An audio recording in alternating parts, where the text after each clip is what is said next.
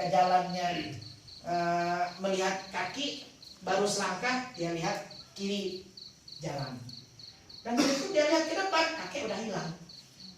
Kakek saya udah hilang.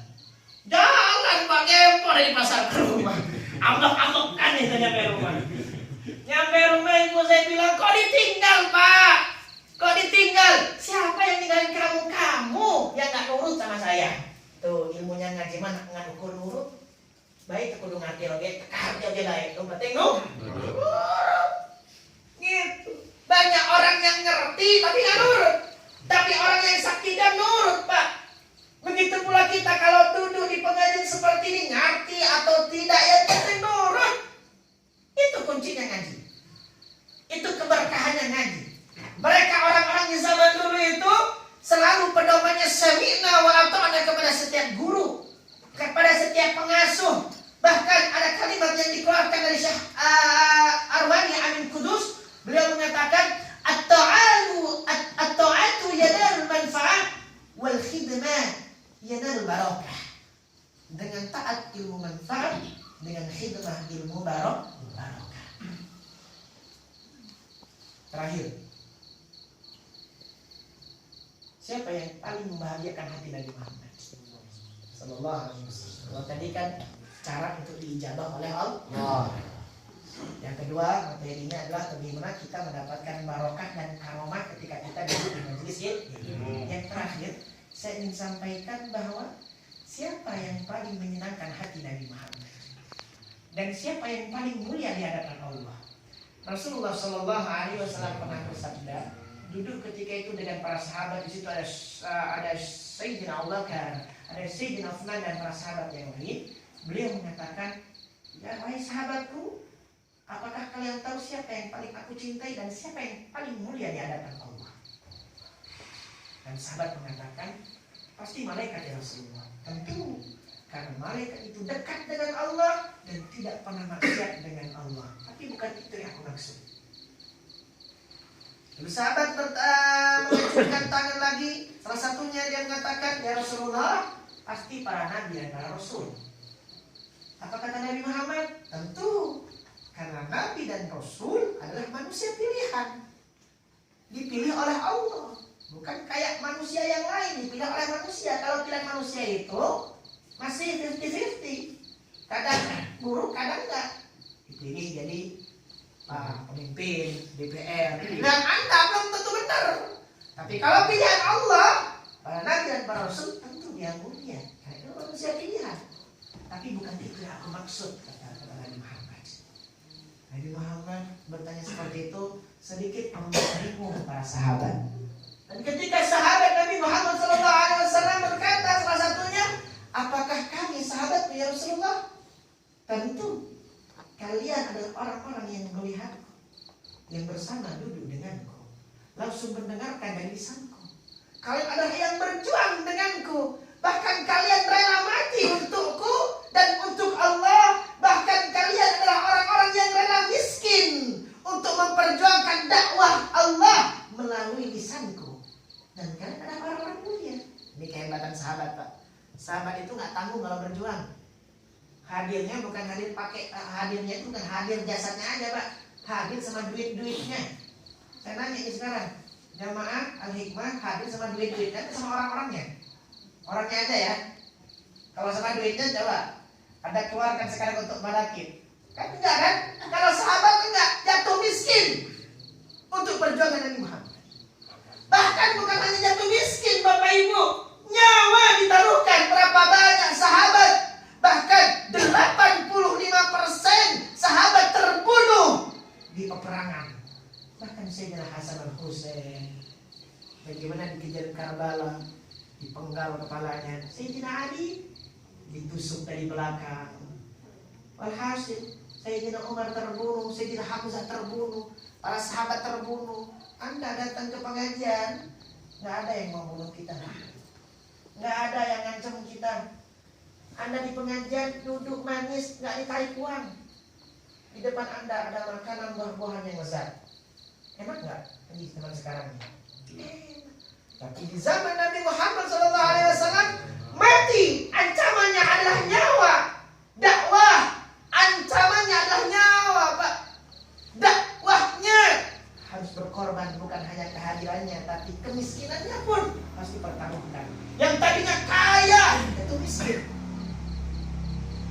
Tapi miskinnya di dunia belum tentu miskinnya di akhirat. Kayanya di dunia belum tentu nanti kaya di akhirat. Orang yang paling kaya di dunia adalah orang yang menginfakkan hartanya di alam dunia. Harta yang kita makan itu akan jadi kotoran. Dan harta yang kita tinggalkan itu hanya akan jadi rebutan, Pak. Rebutan nanti warisan. Kalau semakin banyak sawahnya, semakin banyak tanahnya, semakin banyak aset usahanya, semakin banyak yang akan merebutkannya. Bagaimana kata Habib Novel bin Jindan? Beliau mengatakan, demi Allah sesungguhnya harta yang kalian tumpuk itu bukan untuk kamu, tapi untuk orang lain. Untuk apa kamu menumpuk harta untuk orang lain? Seharusnya kamu cari harta untuk kamu. Yang harta milikmu adalah yang harta kau infakkan olehmu. Ya Allah. Di sini saya tahadzuts bin nikmah atas abah saya yang sudah meninggal dunia. Saya terima kasih atur nuhun. Kemarin Ustaz Yuli bersama jamaahnya, beliau alhamdulillah Gus, saya juga tahlil abah Gus. Terima kasih atas doa-doanya. Semoga antum semuanya jamiah manaqib al-hikmah oleh Allah diberikan oleh Allah sebaik-baik balasan. Amin. Saya bersyukur kepada Allah, ternyata abah saya yang mendoakannya bukan di tempatnya saja, tapi di tempat-tempat yang lain juga banyak yang mendoakan beliau. Dan saya terkejut dengan kewafatan beliau. Ketika beliau meninggal dunia, udah dikubur, pulang dari kuburan saya bertanya tentang hutangnya. Bahkan ketika itu sebagaimana ketika kita ditinggal oleh orang yang meninggal dunia, kita harus menjadi ahli yang menanggung hutang-hutang bagi ahli warisnya. Kalau ada hutang bagi sang mayit, tolong hubungi ahli waris. Saya tanya sama orang dekatnya, abah tinggal berhutang atau tidak? Ternyata alhamdulillah hanya 300.000 hutangnya. Yang lain, saya nanya lagi, 7 hari saya di sana, setelah saya yakin bahwa beliau tidak meninggalkan hutang, saya bertanya tentang hartanya, warisannya. Ini harus dibahas warisan ini. Jangan warisan itu jangan digampangkan. Beda dengan hibah ya. Makanya sebaik-baik peninggalan kita itu dihibahkan, bukan diwariskan. Kalau diwariskan rentan dengan pertengkaran, permusuhan. Karena hukum waris kadang-kadang orang tidak terima. Saudara akan jadi musuh, adik kakak akan jadi musuh. Anak perempuan cuma 1/3, anak laki-laki 1/2, istri 1/4. Kan gak sama. Tapi kalau hibah, panggil anak satu persatu. Nah, bapak ini punya sawah luas, bapak punya tanah luas. Ini sawah yang sana buat adik kamu, tanah buat kamu. Dibagikan sebelum kita meninggal. Sekiranya kita mati gak bawa apa-apa. Karena ketika kita mati bawa dunia, masih ada yang kita belum selesaikan urusan dunia. Urusan hutangkah atau urusan titipankah? Apa itu titipan dunia dan seisinya? Ada yang masih belum dibagi-bagikan kepada kita. Maka di situ jika anaknya belum membagikan tentang warisnya, maka dia membawa seburuk-buruk bawaan, yaitu tanggungan dunia yang belum dia bereskan. Maka saya ingin beresin urusan bapak saya. Bapak ninggalkan apa? Bapak ninggalkan apa? Punya sawah dijual katanya. Punya kebun dijual. Saya nanya, berapa sawah lakunya? Sawah lakunya 370 juta. Kebunnya berapa? 137 juta. Saya nanya, uangnya masih ada nggak? Ibu tiri saya, nah itu agak bapak saya itu banyak istrinya Pak. Salah satu ibu saya. Dan beliau ketika wafatnya beliau meninggalkan satu istri, itu ibu tiri saya. Saya nanya sama ibu tiri saya, Anda yang kumpul dengan bapak saya sekarang, itu bapak pernah jual kebun, bapak pernah jual sawah, itu kemana uangnya? Kata ibu tiri saya, jangankan bentuk uang ratusan ribu, 1000 perak pun saya tidak melihat anakku. Kayaknya saya tanya tuh sama orang terdekatnya, sahabatnya ketika masih hidup. Dia bilang, memang Abah Gus Rafiq ini nggak boleh ngasih tahu sama yang lain, bahkan sama anak atau sama istrinya. Dia jual sawah 370 juta, semua 370 juta itu diberikan kepada masjid. Dia sengaja jual sawah. Dia jual kebun 137 juta, semuanya diberikan ke masjid. Gitu. Terus dia tinggalin apa sekarang? Harta masih ada nggak? Nggak ada. Semua udah terjual, kebun udah terjual. Mungkin ada rumah. Saya nanya, rumahnya bagaimana? Rumah itu sudah dihibahkan kepada adik perempuan saya. Kenapa dihibahkan kepada adik perempuan? Kata bapak saya di dalam surat hibah itu, kalau Rofikma sudah di Bandung udah punya rumah, Halimah sudah ikut emasnya di Bandung, ini anak perempuan ini belum tentu. Maka ini saya hibahkan rumah dan halaman kepada anak perempuan saya. Itu kata abah saya. Walhasil dia tidak bawa apa-apa. Laula akhiratini min ajalin qarib fa asaddaqu aku min as-salihin. Tahadus ini bapak saya nggak tinggalkan apa-apa sama saya. Rugikah saya? Tidak. Rugikah bapak saya? Untung. Kenapa? Tadi sesungguhnya harta yang kau tumpuk itu engkau berikan nanti kepada orang lain. Jika anakmu tidak bisa mengurusnya, maka akan menjadi rezeki yang hanya dilewatkan dari tanganmu. Akan tetapi rezeki yang benar-benar milikmu adalah yang kau infakkan di jalan Allah. Subhanallah. Itulah orang-orang yang dimaksud oleh Nabi Muhammad. Bukan engkau ya sahabatku. Kalau engkau berinfak, kalau engkau mulia, kau pantas karena engkau melihatku duduk denganku. Tapi bukan itu yang aku maksud, kata Nabi Muhammad. Lalu siapa ya Rasulullah yang mulia di hadapan Allah dan yang paling kau cintai wahai Nabi, wahai Rasulullah? Apa kata Nabi Muhammad? Orang yang tidak pernah melihatku, yang tidak pernah duduk denganku, tapi dia mengenal Allah. Dia tidak mendengar dari lisanku, dia mengenal dari lisan umatku, dari umatku kepada umatku. Tapi dia mengenal Allah. Dia tidak melihatku, dia tidak duduk denganku, tapi dia dikenalkan oleh umatku dan dia mengenalku, mencintaiku tanpa dengan melihatku. Ya Allah, maka tanamkan dua hal ini. Kenali Allah, tauhidkan Allah dengan wa'bud rabbaka hatta ya'tiyal yaqin. Yang kedua, mahabbah kepada Rasulullah, yaitu menggunakan mulai Nabi. Perasaan kita kalau kita bersolawat bertemu dengan Nabi. Kalau kita bersolawat manakib seperti ini, Anda manakib. Perasaan Anda, bacaan Anda, lisan Anda harus disertai dengan perasaan. Jangan sampai Anda baca manakib, lisan saja yang hadir, perasaan Anda tidak hadir. Anda baca manakib, hadirkan Syekh Abdul Qadir Jailani radhiyallahu anhu. Anda baca salawat, hadirkan Nabi Muhammad. Anda baca Al-Quran, hadirkan Allah. Alladzina yadhunnuna annahum mulaqu rabbihim. Mereka adalah orang-orang yang perasaannya selalu disertakan dalam ucapannya. Siapa mereka? Wa annahum ilaihi raji'un. Mereka adalah orang-orang yang kembali dengan Allah, yang bertemu dengan Allah, yang selalu bersama dengan Allah. Lalu Allah mengatakan, ala inna awliya Allah la khaufun alaihim wa lahum yahzanun. Ingat, kalau sudah seperti itu, mereka adalah kekasihnya Allah. Dan wali-walinya Allah, kekasihnya Allah, la khaufun, tidak ada rasa takut, wa lahum yahzanun, tidak ada rasa khawatir. Kenapa? Karena ada Allah, ada Allah, ada Allah.